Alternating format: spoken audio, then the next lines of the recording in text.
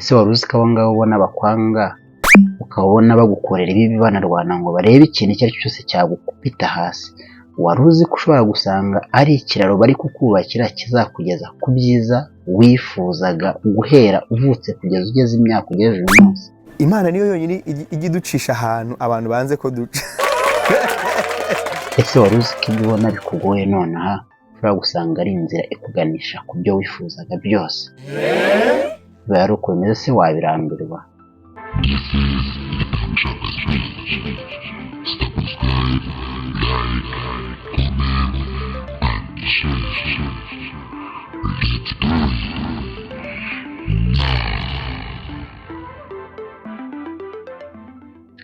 Hello my people, birambiye ndabasubirira aho muherereye hose, yaba mu Rwanda ndetse no hanze yarwo.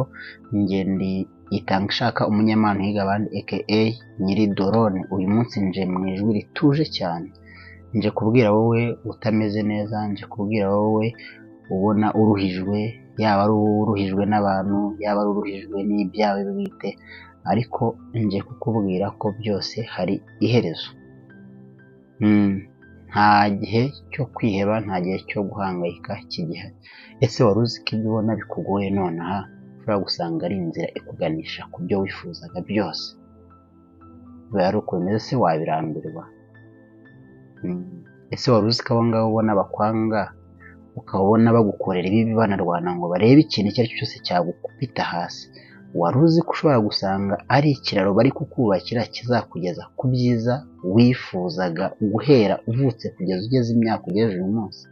Reka mwiyumvire uyu mujene, njyewe nyuma y'ibintu birenze byinshi nzi yagiye akora, sinitaye ku kindi kintu icyo ari cyo cyose, as long as hari icyo mbona yakoze cyiza cyangwa se hari icyo ashobora kuba yakora cyiza, njyewe nicyo nshobora kwitaho cyane.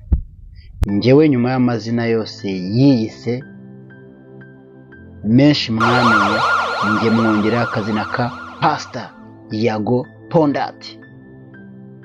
Ibintu bya The Preacher, biriya bintu bya The Preacher buriya, The Preacher, mwise Pastor Yago. Niba ureba iyi video mwise Pastor Yago Pondati, mwiyumvire namwe. Imana niyo yonyine ijya iducisha ahantu abantu banze ko duca.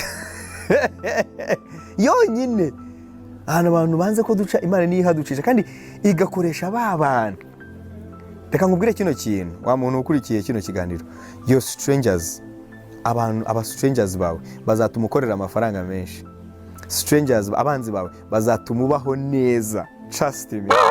Abanzi bawe bazakomeza kukwanga, then uko bakwanga ari nako bagusunikira mu mugisha wawe, bitume winjira mu mugisha wawe ubemo neza. Rero umuntu kuri kino kiganiro, ntuzanga abanzi, ntuzagira abanzi ngo winubira abanzi bawe. Oya, ntuzinubira abanzi bawe, please, come on.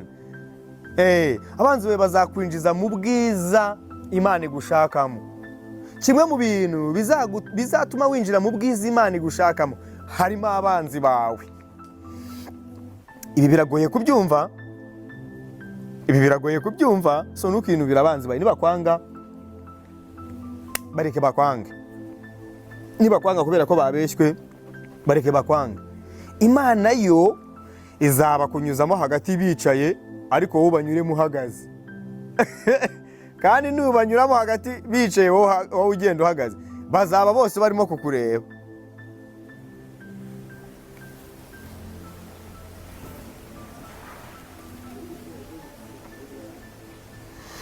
Morodekayi yari yamanikiwe igiti cyo kubambwaho, Imana nayo yari yateguye ifarashi yo guhekwaho.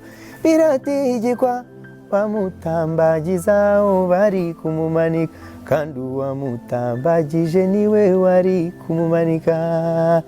Yarirahiye, Imana yarirahiye, yavuze yuko icyubahiro cyayo itazagira undi, kandi izemera ku izina ryayo ritukwa.